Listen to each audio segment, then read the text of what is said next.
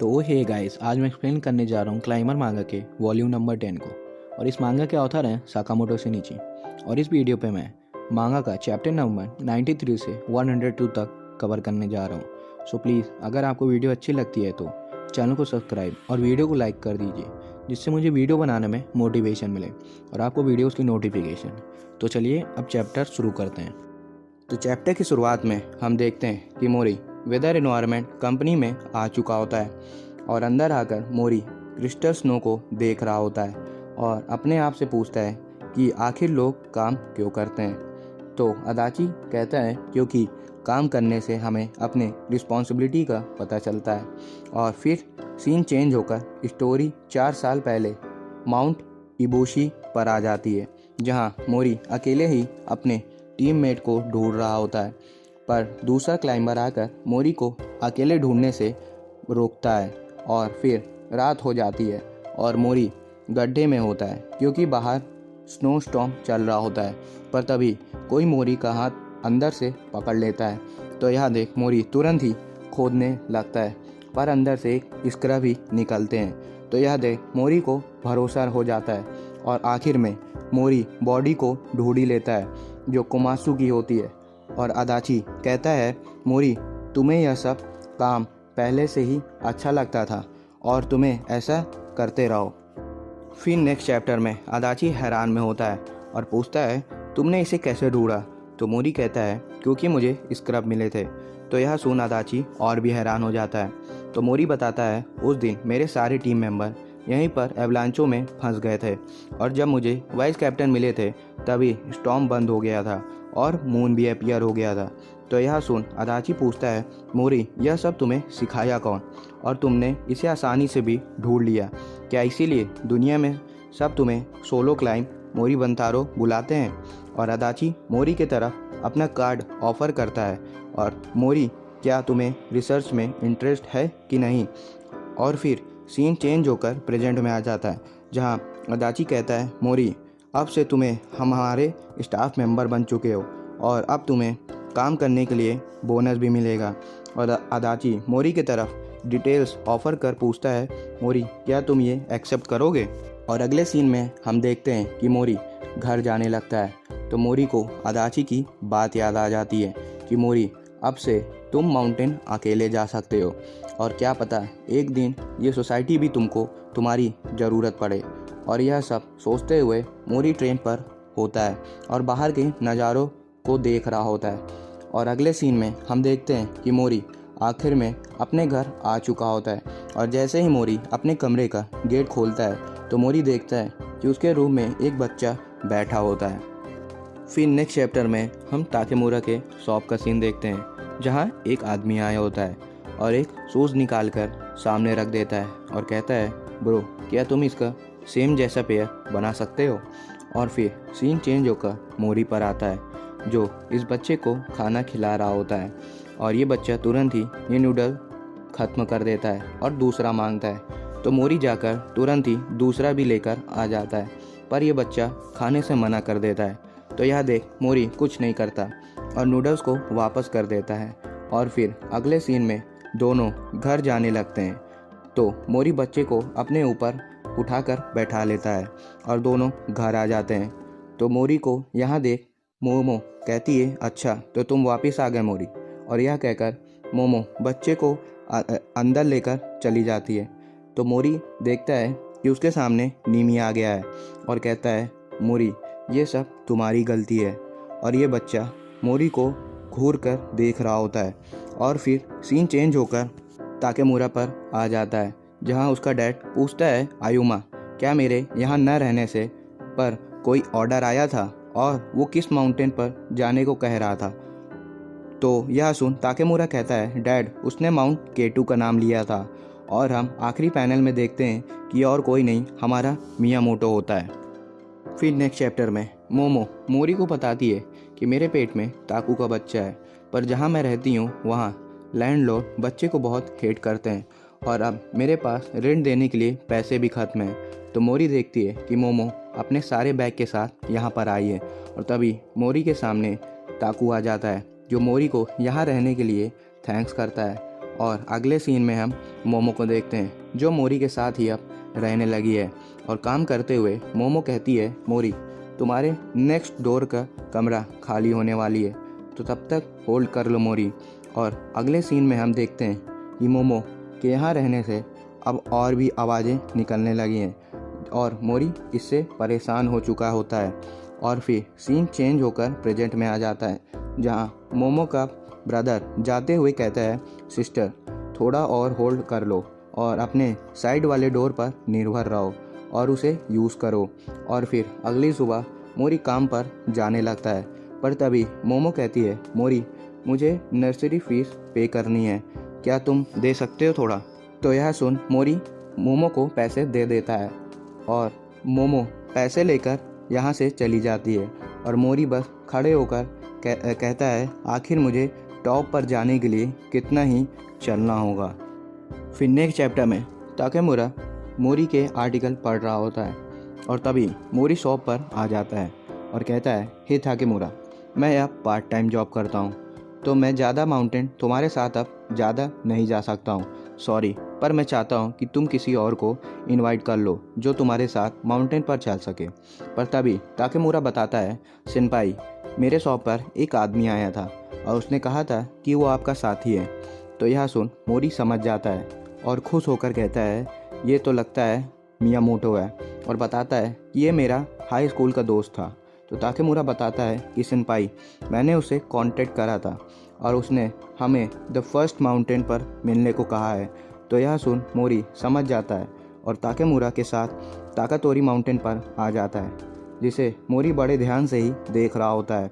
और इसको देख मोरी को पुराने दिन याद आ जाते हैं जब वो पहली बार इस पर क्लाइंब कर रहा था और अपने पुराने सेल्फ को देखता है जो गिरने पर भी हार नहीं मानता था और क्लाइंब करता रहता था।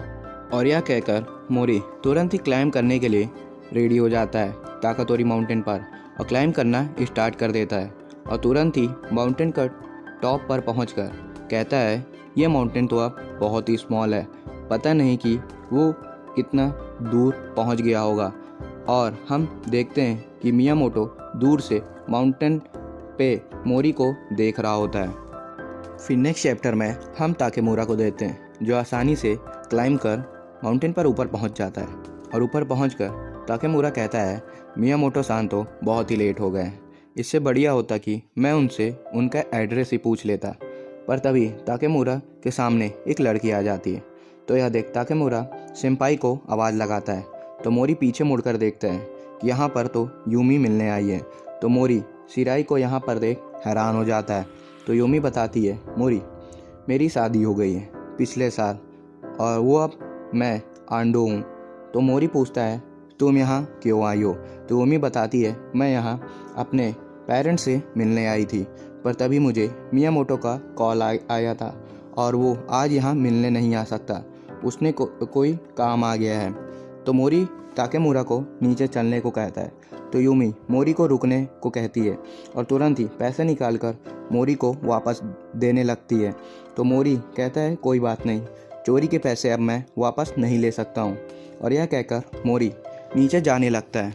तो यूमी फिर से ताकेमुरा से मदद मांगती है नीचे जाने के लिए। तो ताकेमुरा हाँ कर देता है और फिर सीन चेंज होकर मियामोटो पर आता है जहाँ यूमी कहती है, आखिर तुम मिलने क्यों नहीं गए मोरी से। तो मियामोटो यूमी को शांत रहने को कहकर मियामोटो तुरंत ही यूमी का पॉम पॉम दबाने लगता है। फिर नेक्स्ट चैप्टर में मोरी ईस्ट कैंटो यूनिवर्सिटी में अदाची सेंसेई से मिलने आया होता है और अदाची सेंसेई मोरी को यहाँ तुरंत बुलाने के लिए सॉरी बोलते हैं और आगे बताते हैं, मोरी मैं चाहता हूँ कि तुम येलो सैंड और डस्ट को इन्वेस्टिगेट करो जो मेरे दोस्त ने मुझसे कहा है, और वो जगह इजू जोगासाकी है।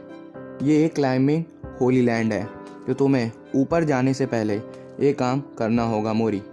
तो मोरी, क्या तुम्हारे पास पासपोर्ट है। तो यह सुन मोरी मना कर देता है।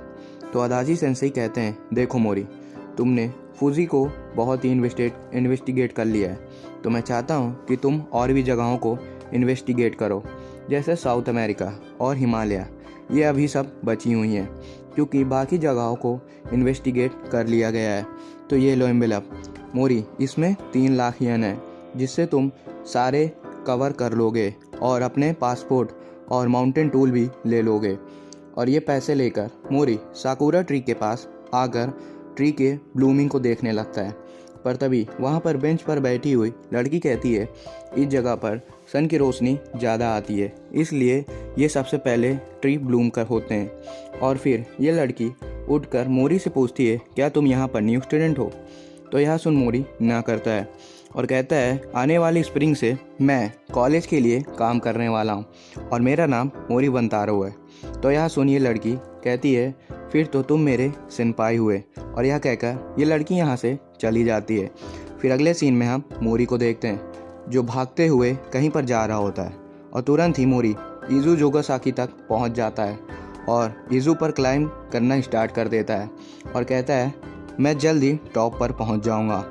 फिर सीन चेंज होकर यूमी पर आती है जो मियामोटो से पूछता है यूमी क्या वो बात सच है कि आजकल मोरी पैसे ज़्यादा कमा रहा है और फाइनेंशियली गुड है। फिर नेक्स्ट चैप्टर में हम ताकेमुरा को देखते हैं जिसका इंतज़ार मियामोटो और यूमी कर रहे होते हैं और तभी ताकेमुरा यहाँ पर आ जाता है और कार के अंदर बैठ कर ताकेमुरा बताता है आज शायद सेंपाई जोगासाकी कोस्ट पर गए हैं बिना सेलफोन के, तो हमें उनसे डायरेक्टली मिलना होगा। और अगले सीन में हम मोरी को देखते हैं जो माउंटेन के टॉप पर खड़ा होकर सारे डाटा को कलेक्ट कर उसे समझकर लिख रहा होता है। और तभी यहाँ पर जोगासाकी माउंटेन के नीचे मियामोटो आकर क्लाइंब कर ऊपर जाने लगता है और नीचे खड़े लोग सब मियामोटो को चीयर कर रहे होते हैं। तो चढ़ते हुए मियामोटो कहता है ये रॉक तो कुछ नहीं है, पर तुरंत ही मियामोटो को समझ आ जाता है कि ये कितना रॉक टफ है और आगे हैंक्स ग्रेड भी आ जाता है जिसमें मियामोटो को बहुत ही मुश्किल हो रही होती है और ऐसा लगता है कि अगर अब मियामोटो का हाथ बिल्कुल भी स्लिप हुआ तो वो तुरंत ही नीचे पानी में गिर जाएगा। पर तभी मियामोटो सीरियस हो जाता है और कहता है ये प्रोसेस हटाओ मैं तभी, और मियामोटो अपने बैग से क्लाइंबिंग इक्विपमेंट निकालने लगता है। फिर नेक्स्ट चैप्टर में हम देखते हैं कि मियामोटो इक्विपमेंट को निकालकर अपने हाथों में सेट कर लेता है और हंस रहा होता है और तभी रॉक से वो लटक जाता है। तो यह देख ताकेमुरा बहुत ही हैरान हो जाता है और फिर मियामोटो माउंट के टिप को पकड़कर ऊपर चढ़ जाता है और ऊपर चढ़कर मियामोटो खुश हो जाता है और अपने इक्विपमेंट को रख लेता है वापस। और मियामोटो जैसे ही ऊपर आता है तो तभी उसकी नज़र मोरी पे पड़ जाती है जो वहाँ पर खड़ा होता है और तुरंत ही मियामोटो मोरी के पास मिलने आ जाता है। तो दोनों एक दूसरे को यहाँ पर देख बहुत ही हैरान हो जाते हैं, पर मियामोटो मोरी को फिर से उसका फेस देख हंसने लगता है और कहता है मोरी तुम तो बिल्कुल भी नहीं बदले हो, जैसे तुम हाई स्कूल में थे वैसे अभी भी दिख रहे हो। फिर नेक्स्ट चैप्टर में सभी मिलकर बातें कर रहे होते हैं और मियामोटो भी स्कूल की पुरानी बातें बता रहा होता है सभी को। सभी बड़े ही मज़े कर रहे होते हैं, पर तभी यूमी उठकर यहाँ से जाने लगती है अपनी जैकेट लेने। तभी मियामोटो फ्रांस के रॉक स्टोन निकाल कर सभी को दिखाने लगता है और फिर अपने पर्सनल खुद के जर्नी के बारे में दोनों को बताने लगता है। तो यह सुन ताकेमुरा पूछता है मियामोटो आपने कितनी बार क्लाइंब करा है? तो मियामोटो कहता है पागल, मैं सिर्फ क्लाइंबिंग करने में ध्यान देता हूँ और शायद मैं ये 100 टाइम बार क्लाइंब कर चुका हूँ। तो यह सुन ताकेमुरा बहुत ही हैरान हो जाता है और आखिर में मियामोटो ये भी कहता है उस जगह पर क्लाइंबिंग करना एक पैराडाइज जैसा है। तो यह सुन मोरी बहुत ही हैरान हो जाता है। तो मियामोटो कहता है हे मोरी, मुझे खुशी है कि तुम अभी भी क्लाइंबिंग करते हो, शायद हम दोनों भी कभी एक साथ क्लाइंबिंग करें। और फिर हम अगले सीन में देखते हैं कि मियामोटो सो चुका होता है और यह देख मोरी भी क्लाइंब करने के लिए तैयार हो जाता है। और आखिरी पैनल में हम मोरी को देखते हैं जो इजू जोगासाकी माउंटेन के नीचे खड़ा होता है।